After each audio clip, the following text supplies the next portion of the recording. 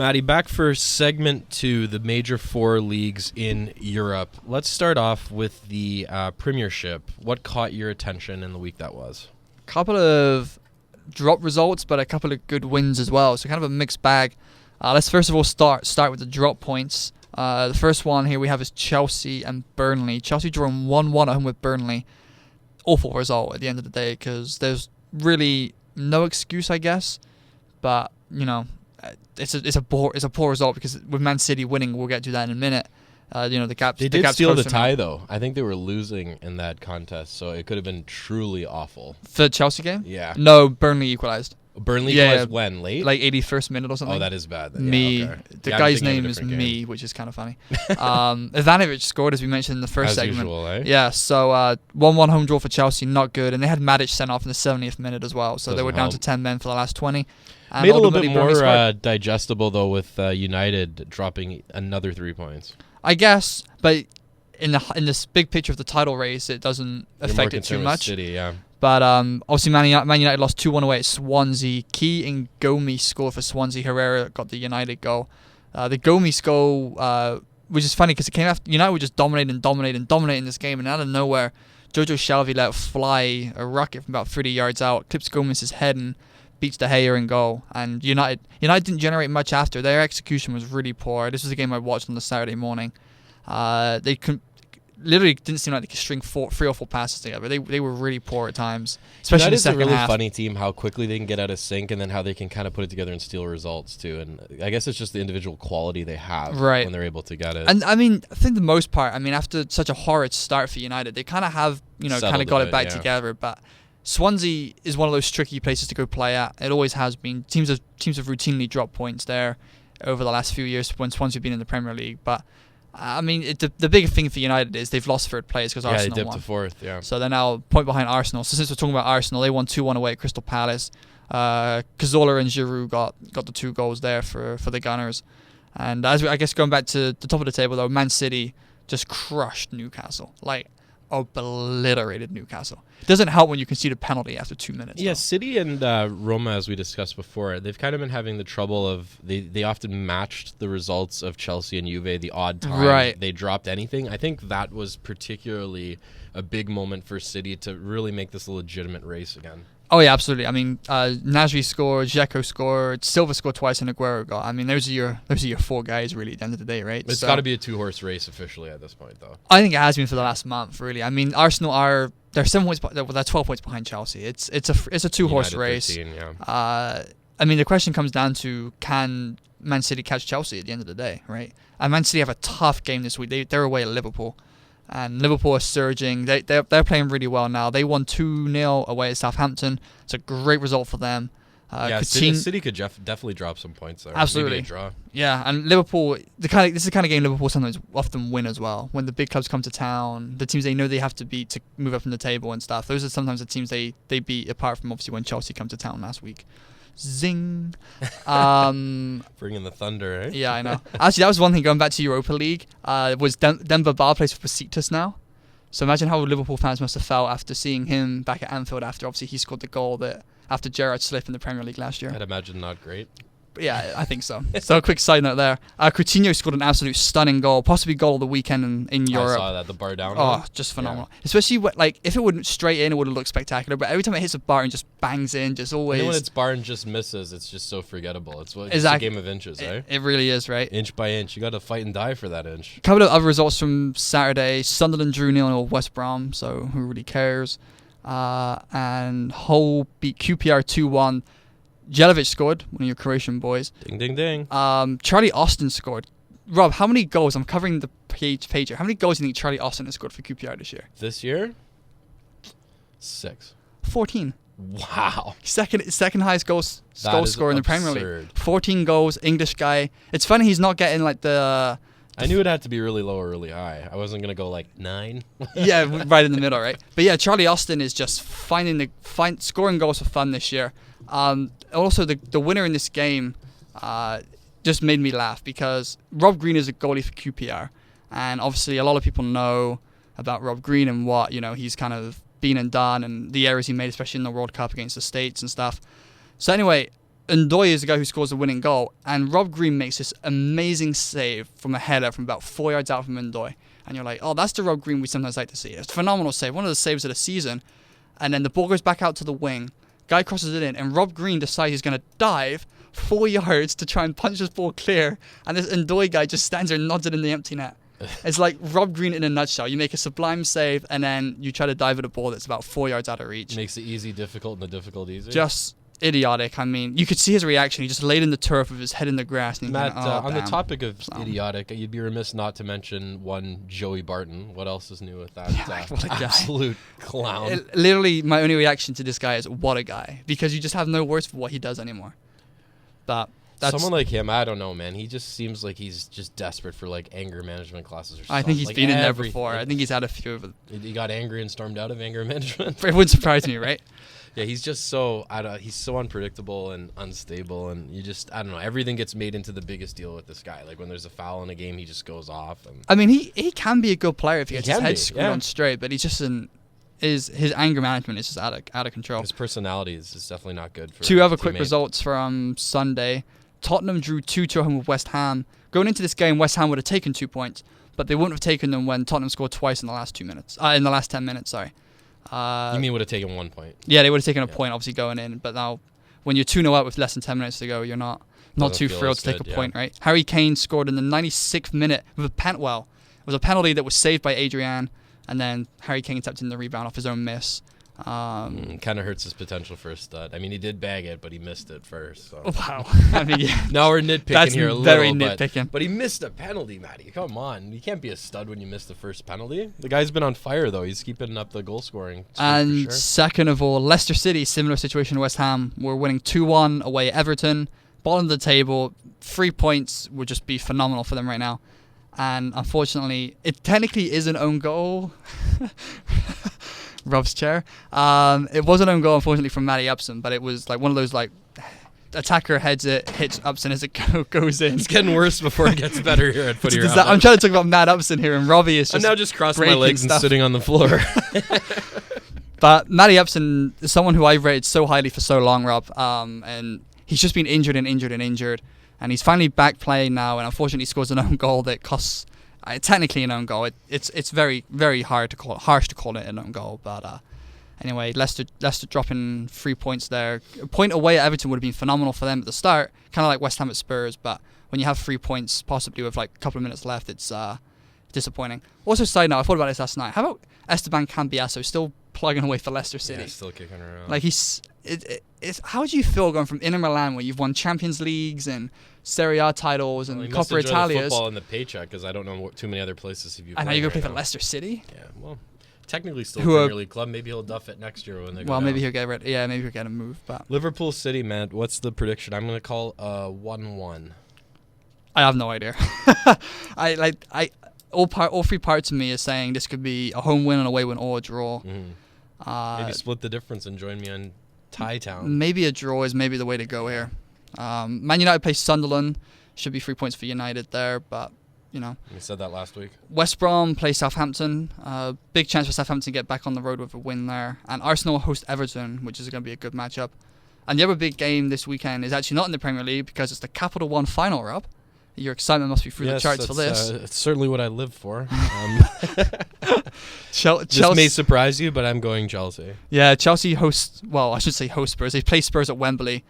So yeah, I mean, for me, I think Chelsea will win, but I'd like to see Spurs win. I always like to see like a lower club. Well, not the Spurs are a lower club. Yeah, exactly. But a smaller club who aren't necessarily going to win the Premier League win these trophies. How serious do teams tend to take this tournament, Matt? Like, would you expect Chelsea to trot out an A team? Or they will for the final. Team? Yeah. Oh yeah, both teams will play a full-strength side. It's usually about the quarters or the 2-1 semis. Chelsea. I'm saying it now. Quarters or semis is where the manager's like, oh well, you know, a trophy might help me keep my job for another year, so we're gonna go over company in that kind of game. Yeah, exactly right. So Nasri out for backup goalies usually end up playing these kind of games. But these two teams play full strength sides, especially for Spurs, right? You know, they're not going to win the Premier League. They're not might not make it into Europe. You know, they're on the brink right now. So Spurs will definitely be gunning out for a trophy there. So moving along to La Liga.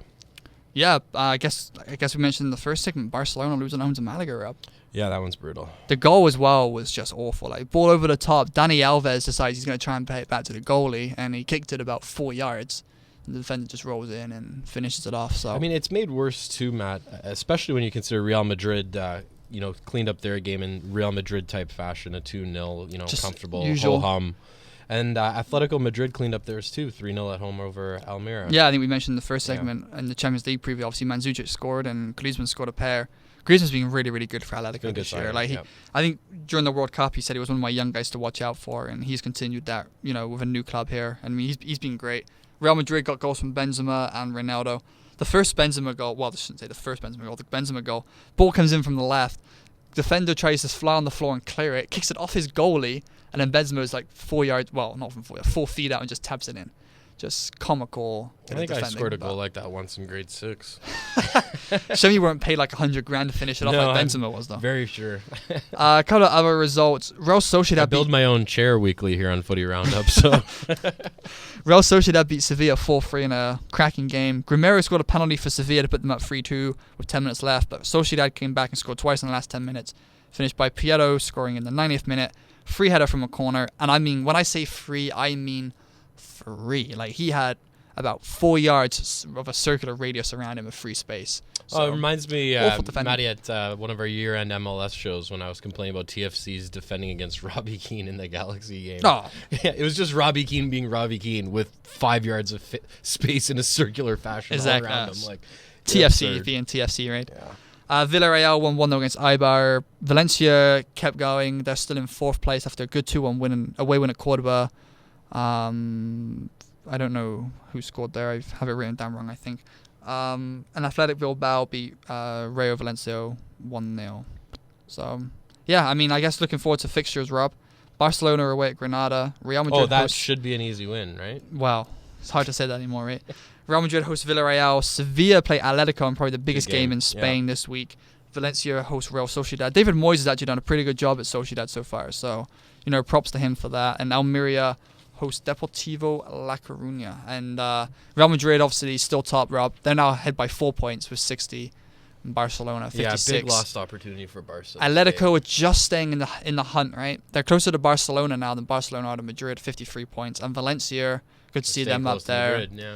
50 points. They've only lost 5 times this year, Valencia. So it's nice to see them back up there. They're playing a little bit really of a closer race in some ways than the Premiership. So it is. To some extent. Teams too in the discussion. Right. There's 3 teams, but technically, much longer do we keep Atletico in the discussion for, right?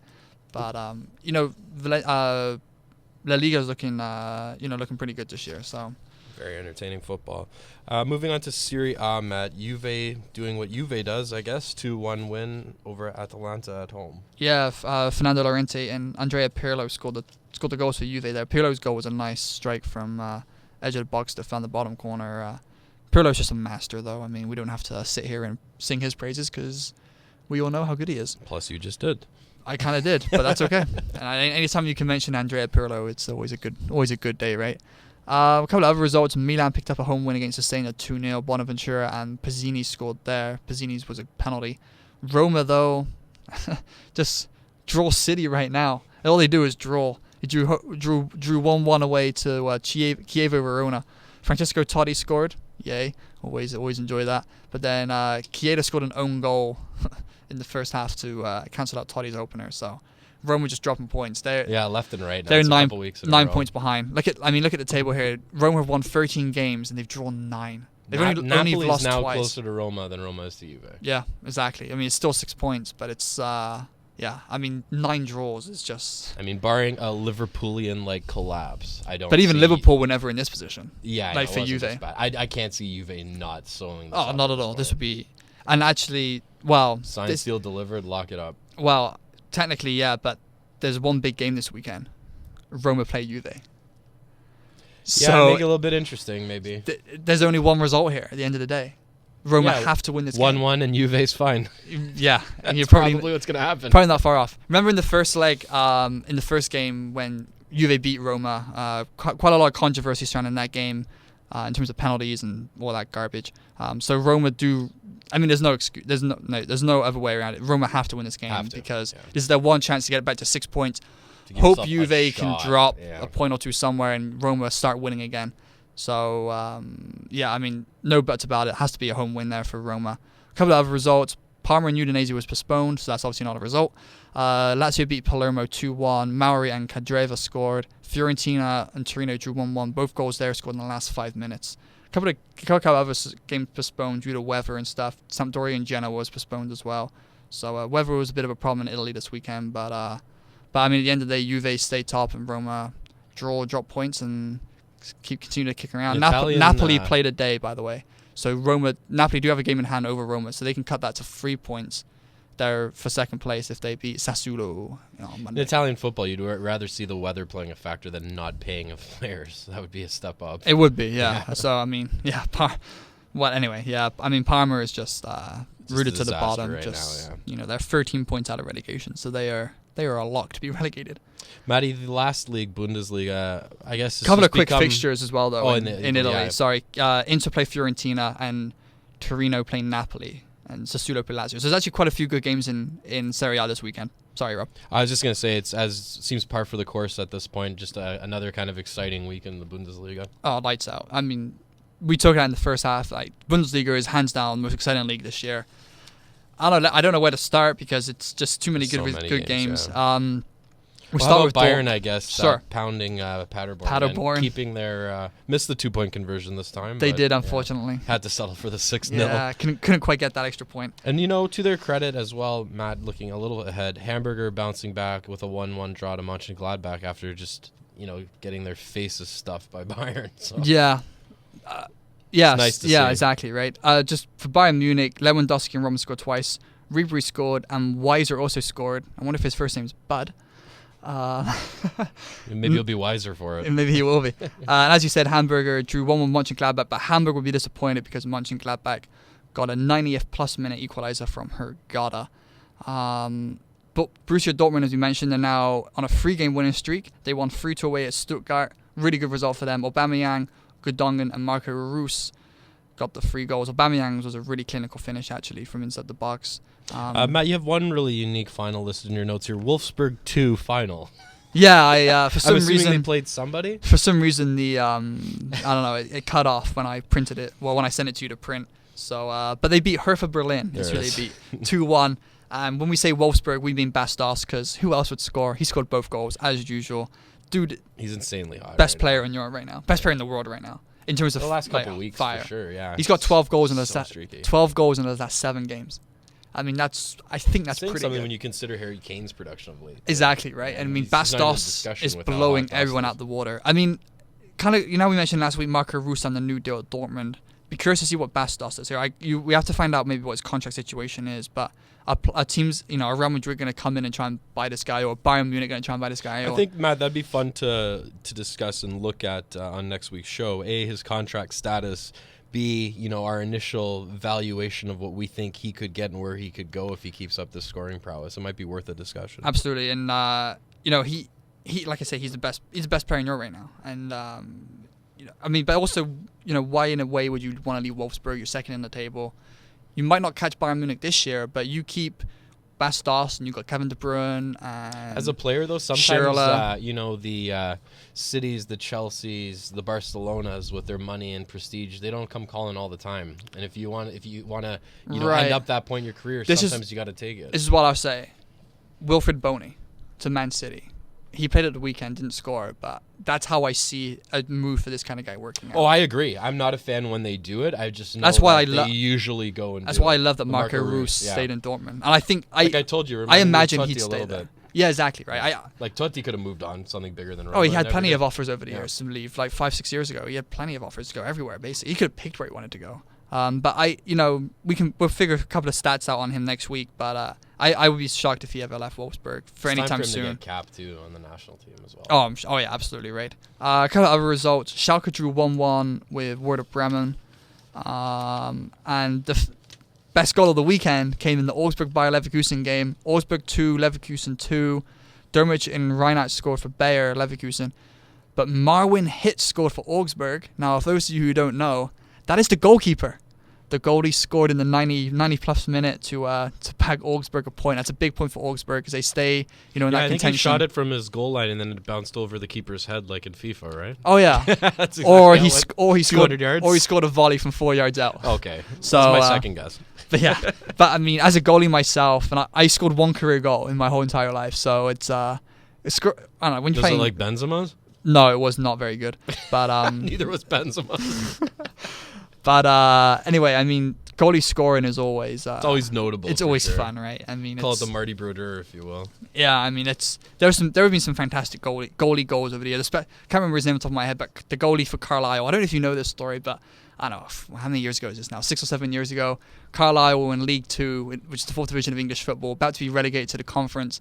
Goalie comes up and scores an equalizer, which keeps them in the Football League, which is probably the biggest goal in goalie scoring goal in English football. So yeah, you see, I mean, internationally, Jose Chilavert used to score a bunch. Was that the goals. Paraguay guy? Yeah, but I was just trying to remember if it was Paraguay or Ecuador, and I believe it was Paraguay. And he was very often their penalty and even free set kick shot taker, specialist. Yeah. Was that the guy? I think was he the guy who scored like 100 goals, career goals? Was there some goalie down in South America who scored like 120 career goals? It probably is him. I know he scored a high number. Yeah, because there's a few goalies in South America that have a tendency to bag open play goals. I'm just thinking you trot all the way down there, set yourself up. Ball hits the wall, and now it's just an Usain Bolt sprint back to the other end of the field. Probably not going to make it there, Chile. A couple of fixtures in Germany this week. Bayern play Köln just to see what they're up to. Dortmund host Schalke. That's going to be a good game. Bayer Leverkusen play Freiburg. Mönchengladbach play Paderborn. And Wolfsburg travel to Werder Bremen.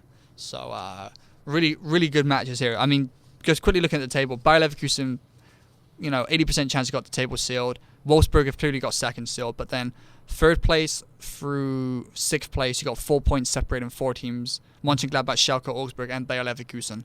And for those who are wondering, Dortmund, who were bottom of the table 3 weeks ago, are now 7 points clear of bottom and 3 points clear of the relegation zone after winning 3 straight. So Dortmund's picking it up a little bit. Dortmund back to the Dortmund we know, and like I said, scoring goals as well. I mean, conceding a few goals, but it doesn't matter when you score more at the end of the day and picking up 3 points. My last few moments of the show now, studs and duds. I believe last week I went first, so we'll lead off with you this week. Who is your stud? My stud is Wolfsburg / Bastos. Just got a little name drop in just because, Wolfsburg scored 4 goals this week. Bastos scored all 4 goals, but they picked up 2 wins, obviously in the Europa League, and then kept pace in the German league. Wolfsburg are possibly one of the hottest teams in Europe right now. Well, not possibly, they are one of the hottest teams. Wolfsburg to keep your eye on. And they've really stayed in the hunt. The signing of Andre Schürrle from Chelsea obviously they signed an entire team. That's pretty good. I know it's pretty good. Half of them are injured if they signed a Schalke team. I still don't know that they catch Bayern doing that. But yeah, I mean, Wolfsburg on fire, Bastos just on fire. It's an easy stud this week. My stud is Man City and their 5-0 win over Newcastle, made even bigger by the fact that Chelsea drew with 1-1 with Burnley, so it's kind of making the Premiership a legitimate battle again now with them nipping at the heels. I think, like we discussed, it looks like United and Arsenal aren't legit contenders this season. No. And I have an honorable mention as well, I guess a 1A, 1B. Shakhtar Donetsk for tying 0-0 at home with Bayern. Huge result for them and just keeping their hopes alive into the next leg. It's not wrapped up yet, and the ball's around and anything can happen. Absolutely. My dud this week is Man United losing at Swansea. That hurt you to say, didn't it? Well, I don't know. I mean, you're over it, eh? Accepted the fact United aren't winning the league for about 4 months now, so it's all good. And also, obviously United losing, and a quick dud as well. But this is the one that does hurt. It's to say that Roma, obviously, drawing again and just dropping points in the league, and obviously they got a tough away game now against Feyenoord to get through in the Europa League. My dud without question, Matty. Barcelona 1-0 loss at home to Malaga. They entered at the match 1 point behind Real Madrid for first place in the Liga. Now dropped to 4 points back as Madrid beat Elche away 2-0.